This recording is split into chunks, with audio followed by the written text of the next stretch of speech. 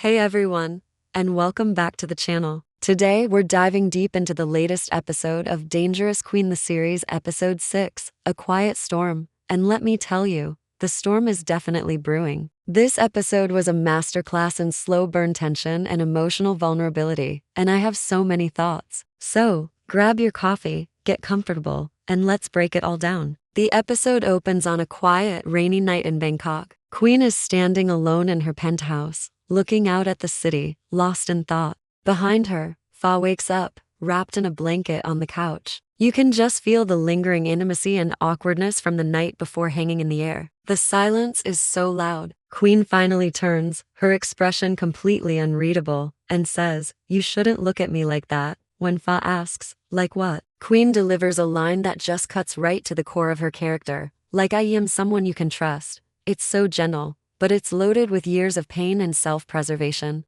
This is the moment we realize Queen's impenetrable walls are finally starting to show some cracks, all because of Fa. The next morning, it's like a switch has been flipped. We see Queen back in her office, dressed in a power suit, every inch the intimidating CEO we know. She's commanding the room, making deals, being the formidable queen of her empire. But the camera gives us this tiny, heartbreaking glimpse. When the meeting ends, she catches her reflection, and for just a split second, the mask slips. You can see the pure exhaustion underneath it all. It's a powerful reminder that this persona is a heavy burden she carries. And then, Fa shows up. She's waiting outside with coffee, looking a little nervous but determined. Her simple words, "You work too hard," get a classic Queen response. "Work doesn't hurt me. People do." This line is everything. It's not just a deflection. It's the truth of her past, a shield she uses to keep everyone, especially someone as kind as Fa, at a distance. She's terrified of being hurt again, and she equates connection with pain. Later, in a move that I think surprised us all, Queen calls Fa and invites her to dinner. No games, just a simple dinner. 8 o'clock. Don't be late. The scene shifts to this beautiful, warm, private lounge, a complete contrast to her cold office and sterile apartment. Here, we see a different side of Queen. She's more relaxed, more human. They start talking about real things: family, trust, what it means to feel safe. Fa, with her incredible emotional intelligence, observes, "You talk like you've never been safe with anyone." And Queen, with brutal honesty, just says, "Because I haven't." The tension in this scene isn't about conflict. It's about connection. It's in the shared smiles, the way their hands almost touch. They're both realizing they've found something incredibly rare in each other: genuine honesty. But just as we're getting comfortable with this budding romance, the past comes knocking. And it comes in the form of Nina, Queen's powerful and dangerous ex-lover. Nina just walks into Queen's office uninvited, all charm and veiled threats. Their dialogue is a chess match of power and unresolved history. Nina immediately notices the change in Queen, saying, "You've changed. You're softer." Queen tries to brush it off, retorting, "You're mistaking control for weakness." But Nina sees right through it. "No, I see it in your eyes." Someone's melting the ice. As she leaves, she drops a chilling warning. "Careful, Queen. Love can be the sharpest weapon." This is such a crucial scene. It reminds us that for Queen, love has been used as a tool for manipulation before, leaving scars that are clearly still raw.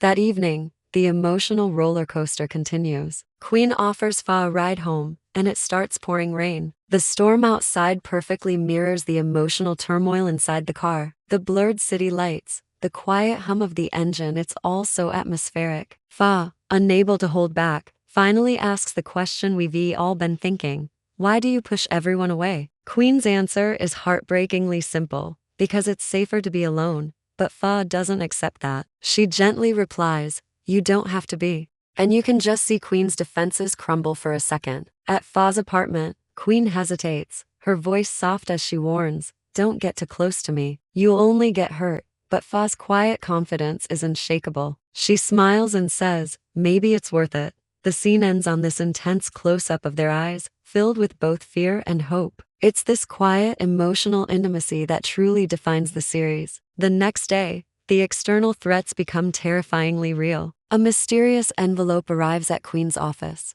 Inside are photos of her and Fa together, taken from a distance. The note is simple and bone-chilling: "Even queens can fall. someone knows her most personal secret. The vulnerability she's just starting to embrace is now being used against her. Her trusted assistant, Korn, sees her distress, but she shuts him down, saying it's nothing I can't handle. But the second she's alone, her composure shatters. In a moment that shows just how deep her fear runs, she immediately orders Korn to investigate everyone in her circle, and that includes Fa. The paranoia is back, stronger than ever. Alone, she whispers, I should have kept my distance, and it's devastating. For Queen, love isn't just a risk. It feels like a fatal liability. But Fa is a force of nature in her own quiet way. Despite the tension, she shows up at Queen's apartment again, bringing food and little gifts, determined to make her smile. With Fa's presence, the cold penthouse finally starts to feel like a home. She tells Queen, you always look like you're fighting the world, to which Queen replies, that's because I am.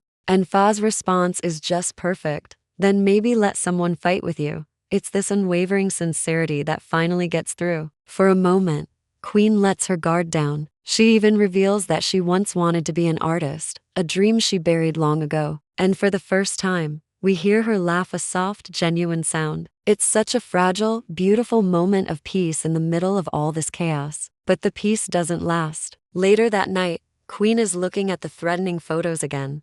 Her expression hardens as she has a terrifying realization. One of the photos could only have been taken from inside her building. The betrayal isn't just close, it's already inside. The paranoia kicks into overdrive as she starts suspecting everyone around her. We see a montage of her working late, checking surveillance, calling in favors. The Queen of Secrets is back in action. And just to amp up the suspense, we cut to a scene of Nina meeting with a shadowy figure in a dark bar. The unknown person asks, you really want to destroy her? And Nina's reply is absolutely chilling. No, I just want her to remember who she belongs to. The game has changed. This isn't just about business or a past romance anymore. It's about possession and survival. This all leads to the final, heart-stopping scene of the episode. It starts off so sweet and domestic. Fa is at Queen's place. They're making dinner together, and it feels almost normal. Queen, still wrestling with herself, says, you shouldn't trust me so easily. Fa, ever perceptive, replies, maybe I see something in you that you can't.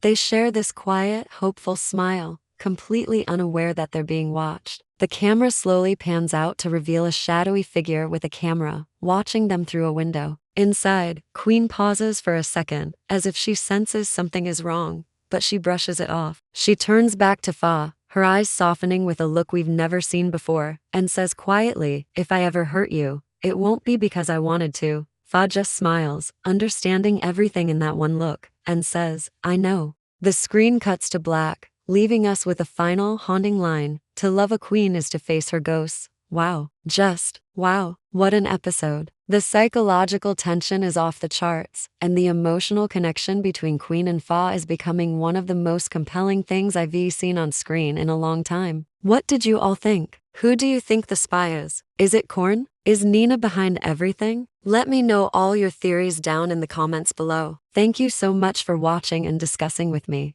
If you enjoyed this breakdown, please give this video a thumbs up. And don't forget to hit that subscribe button and ring the bell so you don't miss any future analyses. I'll see you in the next one.